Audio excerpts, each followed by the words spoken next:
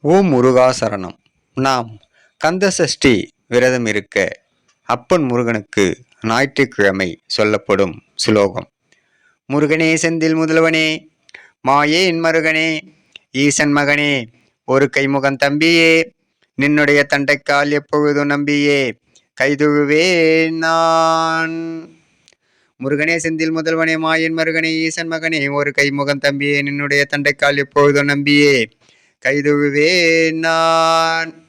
இந்த ஸ்லோகம் கந்த சஷ்டி விரதம் இருக்கும் முருக பக்தர்கள் அனைவரும் ஞாயிற்றுக்கிழமையில் சொல்லலாம். மற்றும் இந்த கந்த சஷ்டி விழாவில் அப்பன் முருகனருள் அனைவருக்கும் கிடைக்கப்பெற்று சகல செல்வங்களும் பெற்று வளமுடன் நலமுடன் வாழ எல்லாம் வல்ல அப்பன் முருகனின் அருள் அனைவருக்கும் கிடைக்கப் பெறுக.